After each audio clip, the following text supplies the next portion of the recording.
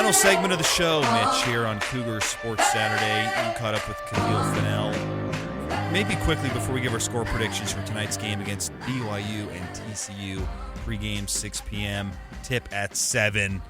Any just takeaways from this coaching staff as a whole this year? I feel like this group's done a great job, and Fennell's been a good part of it defensively. I think it was a great move by Mark Pope. As you heard in that interview, it's kind of unexpected that they went to this, you're handling the defense, you're handling the offense.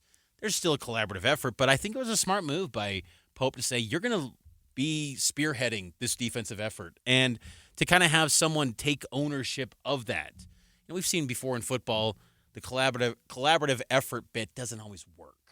And in basketball, you could say the same. So I just think that having that almost like this is your thing, it's kind of elevated things for BYU, and Fieger leads the offense. Nick Robinson handles the scheduling. Colin Terry's working with the bigs and everything else that needs to fill the gap. So it's a well-oiled machine with that BYU basketball staff. I mean, this group, they've been all together for quite a few years now, except, Fennell, this is his second year, but Robinson and Fieger have been there every step of the way since Mark Pope arrived on campus. So I think they've done a really good job this year, and they were so meticulous and studied hours of the nuances of the Big 12. They were prepared, and I think credit to these guys for doing their homework on the styles, the personnel of this league.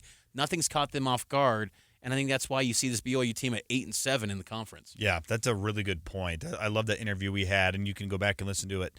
You with maybe it was both of us, actually. I can't remember, but Cody Fieger, yes, when he talked about just they were analyzing are we going to stay the week when we go on a 2-game road trip? Do we come back? How we do? And they've come back like they did against Kansas State. They've stayed. That didn't work out too well against Oklahoma, but this has been a really well-prepared group, and you can see it in the way that their game plans, how they adjust defenses mid-game. It's been fantastic to see this coaching staff and this experienced group reach the heights that they have. And now we got to turn the page over to TCU and BYU. This is a big game, and I think the big question on everyone's minds, we've discussed it already today, is can this team avoid the letdown, the hangover? It's not a term that maybe you would use a whole lot, but can you avoid a letdown against a TCU team where, look, TCU's good. They're not going to probably win the conference, but they can certainly come here and beat BYU in the Marriott Center. As we noted earlier this hour, they've got 10 seniors on their roster, 8 in their rotation. Most road wins they've had in a single season since 2004, so they're not going to be fazed by playing in the Marriott Center. They've been in hostile environments and have won ball games. I mean, this was a team that got to the round of 32 last year. Jamie Dixon's done a great job with the TCU program. And think back to when he left Pitt for TCU. It feels like a lifetime ago. That would have been unthinkable to leave the ACC for some afterthought program in TCU and hoops, because we got a front row to TCU for years in the Mountain West, and to a lesser degree in that 16-team WAC back in the day.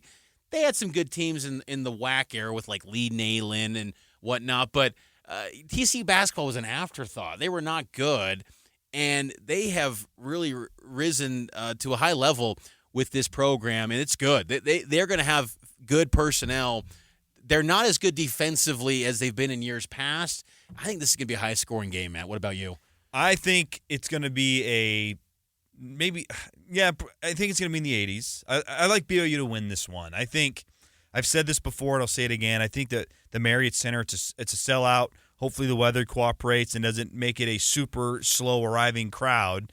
There's been some predictions out there that there could be, up to 8 inches of snow on the road. Let's knock on wood. Let's hope that doesn't happen. But this Marriott Center home crowd has been elite this year. It has been up there with everyone in the Big 12, Mitch. We're at all the games. I've been so impressed. And we've heard opposing coaches say this crowd gave BYU a lift. And I've felt that as well. I'm sure you have.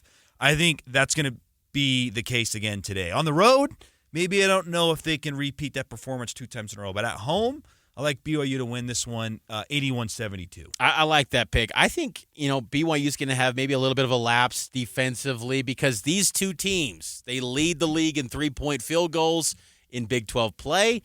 I'm going to say BYU comes away with the win, though, and I think it's going to be high scoring like I noted.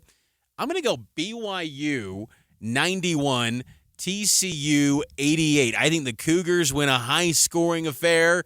It's going to be close. It might go a full 40 minutes, but I think BYU comes out on top and gets a critical win as they move one step closer to March Madness. Crazy to think we're only a few weeks away till Big 12 tournament, March Madness. It's almost here. This is March. And this has been Cougar Sports Saturday. We appreciate all of you for listening to the program. Make sure to tune in tonight. Pre-game starts at 6. Tip-off at 7, BYU and TCU, right here on your legacy home of the Cougars, KSL News Radio.